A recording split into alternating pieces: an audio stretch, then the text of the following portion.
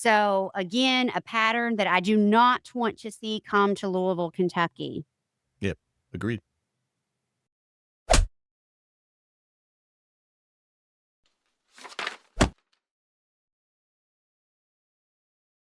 At motion hour today, there was something really unique that happened in Derwin's court. An attorney has filed at least two, and it's my understanding there are three motions to disqualify a commonly used custodial evaluator, Kelly Marvin and Kristen McCrary, Marvin and McCrary. Now, there's an expert out of Florida that has talked about a lot of issues within their reports. I posted a TikTok today saying, "Hey, anyone that's got," and I'm going to post the full motion that was filed on my TikTok, and we can figure out how to post it on our YouTube channel. But I posted a TikTok, "Hey, anybody, McCreary and Marvin," within 24 minutes, I had emails of people that don't follow us that said, "This was sent to me. Here's the report of what they did in my case."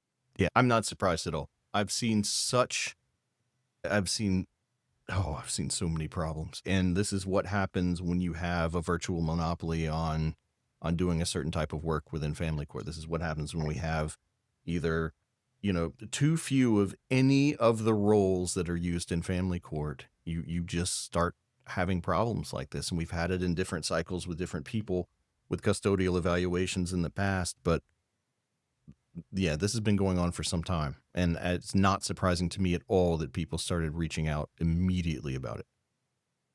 I mean, in this motion, they have a plethora, favorite word, alert. We should play a drinking game. Every time I say Oh that Lord. or say traumatic, but I mean, people wouldn't be able to make it through. Oh, I Or wouldn't. I wouldn't. I've got a pretty good tolerance, and I think I would be on the floor by the end of the podcast. or bizarre. I had somebody randomly text me and be like, not text me, send me a Facebook message because people are so sweet online. But just like, could you say bizarre one more time on the Talk of Louisville podcast? And it's just, calm down. Don't Oh, that's funny. listen. You know what I'm That's one saying? that I use pretty. I think I use that one more than you. I don't even know what else to say. It's like bizarre is the only thing I can come up with because it makes no fucking sense.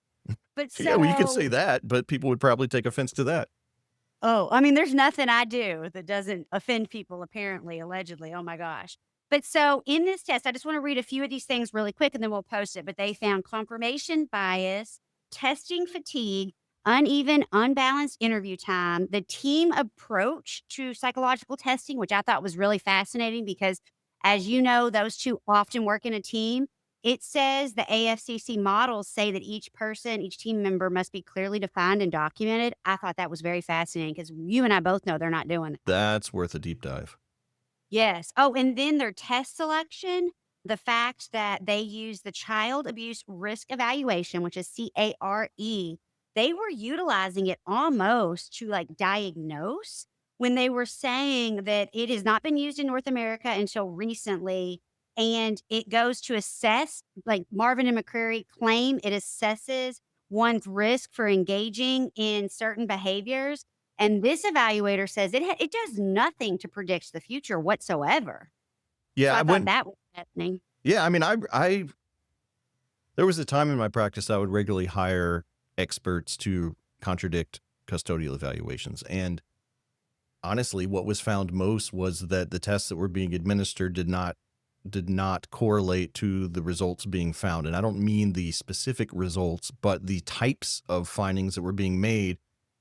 The appropriate tests for making those types of findings were not correct. This test is intended to show X, Y, and Z, not A, B, and C, and yet they're basing A, B, and C on this test that's not meant for that. And that was the thing that I found the most. Now, I also found that only one time, maybe in my whole litigation career, did I find a judge listen to any counter expert and not just go along with whoever had been court appointed. But it did work from time to time, and I just that was the problem that I saw the most. It was within the testing of them. The team approach though is very interesting. Well, and this one's also very fascinating because a lot of my followers and our listeners, they won't send us stuff because on the top of the evaluations that both Kelly Marvin, Christian McCreary, and Catherine Brule, that's another. Those are the three bigs in Louisville, right? They put on there privileged and confidential. Have you seen that, Oh right? yes, oh yes. And so they found that custodial evaluations conducted in family law cases are prepared for the court's use. It's inappropriate. It's not private and confidential, and that's inappropriate to say. And that was always what was so troublesome to me is that these people going through this are told, "Hey, don't ever show this to anyone. You can't ever use this." You know what I mean? And they paid thousands of dollars for it. Yep. I So mean, then we've got we've heard people say that their attorneys won't even show it to them. They'll just tell them kind of what's happening, that they've been so scared about the confidential language, they won't even send it to their own clients. and that was out of California, and we are talking with him tomorrow. So if you're listening to this episode, that one will likely be next, which is out of California. Like I said, where I feel like we're baby California right now. And then they do more of the types of team evaluations, saying they violated blah, blah, blah. Then they are using clinical tools in a forensic setting, which is what's always bothered me. They just put the word forensic in front of a word they use and claim that it's like forensic just means in court, right? Well, yeah, I mean, there's a much broader discussion about how scientific psychological examinations are, and there's strong opinions on both Zero. sides there, but it seems like a way to try to make it sound more efficient, more scientific. More like important. But again, I think we got to point out that this is what we're talking about is a motion that's been filed in a case alleging things that happened in a custodial evaluation. These are not our findings. These are not things that we've read the custodial evaluation. We found them. We're just telling you what's in a motion that is currently in Division 10. That's in a matter of public record, Yes. and there's been 2 filed. Then there's also the notion talking about how the tests that were used are typically utilized for European, basically white people, which is very fascinating too to think about from a psychological standpoint Sure. because we have a very diverse population here in Louisville, Kentucky. Additionally, last one, actually, I think no, there's like 17 more. I'm not kidding. This is like so many bad things. But identifying relevant information in a timely manner. This order to begin a custodial evaluation was signed in December of 2021. And then the order was the Report. report was December of 2024. So 3 years.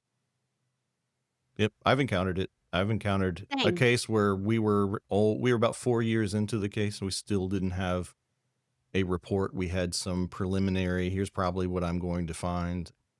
That was with someone that was appointed that was not a local person. It was someone that council had agreed to use somebody completely different than in the local scene. But we were all disappointed that that process took much longer than even locally. Well, maybe not much longer, but it took longer than we had experienced here with people in Louisville. But 3 years, what's the point? And the kids are just status quo, like, what are the kids supposed to do? Well, that's what Which happened goes in to the the case I was talking about. The kids were yeah. teenagers, and by the time there could have been a report, the parties just acknowledged that the kids, at least in that case, the parents had done a good job raising their kids, and the kids, it was sort of set what was going to happen, and they had like their final year before they went off to college, and whatever came out in the report wouldn't have mattered anyway at that point. Yep. But that one was $70,000. The custodial evaluation. 70,000? Yeah. Mhm. That is kids' school. So Yeah. interim recommendations, which this has always bothered me. I never allowed for it, but the fact that it's saying they're issuing recommendations while they're doing their evaluation, that's Yep. insane. Well, and I'll read conducting mediations before the report's done. insane. That's insane. Insane. What is the point of this being, I digress. Failed to find strengths in this family. I'm going to quote this one, then I'll read the rest of them really quick and we can do a deep dive because I know it's been a long episode. But this evaluation fails to account for the family's overall well being. There is an absence of mental illness, substance abuse, or domestic violence. It appears that the conclusions are an over pathological formulation of this family. So, y'all, there is a family in Louisville, Kentucky that has had it'll be for 4 years before they go to trial. They're not going to trial till 2026. There's an absence of mental illness, substance abuse, or domestic violence. And they're in this is what's happening in family court. Yep. Insane. Yep. You get stuck in the system, and that machine just grinds you up and never releases you.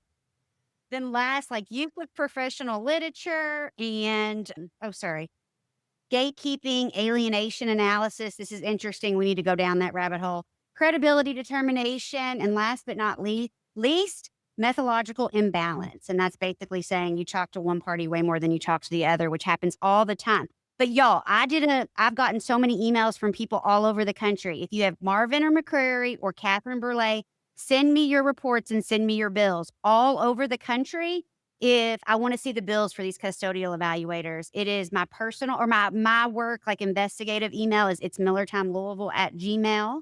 And you can send all your stories. Please submit all your stories to judge-y.com. And I'm sure you have stuff you want to say. I just wanted to get that in there. No. I agree. I think the methodological imbalances or, talking to one person a lot more than the other, I think one of the ways that I found in my practice that was happening pretty regularly. And even if it wasn't, the clients had the perception that it was. So one of the ways you would look at it is look at detailed billings. Same thing you do with an FOC or sometimes a parenting coordinator. If they're keeping billing records the way they should, you should be able to see how long their conversations are and who they're speaking with.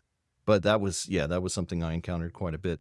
I think we got to say again, what we're talking about here is raised in a motion, not something that we filed. It's raised in a motion by a litigant in a case.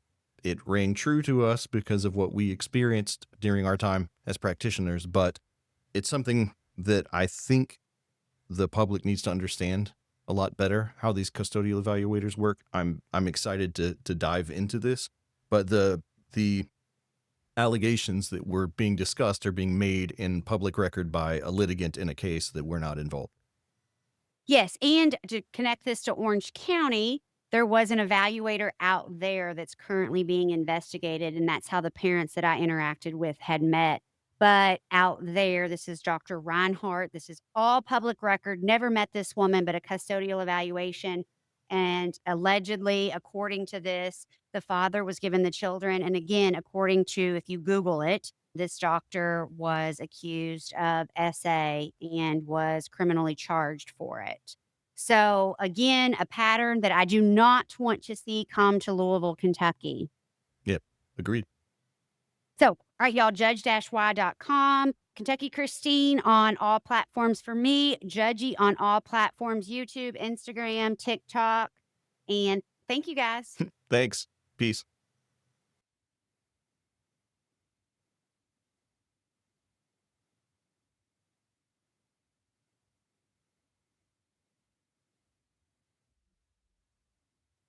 We need some justice. When I describe justice,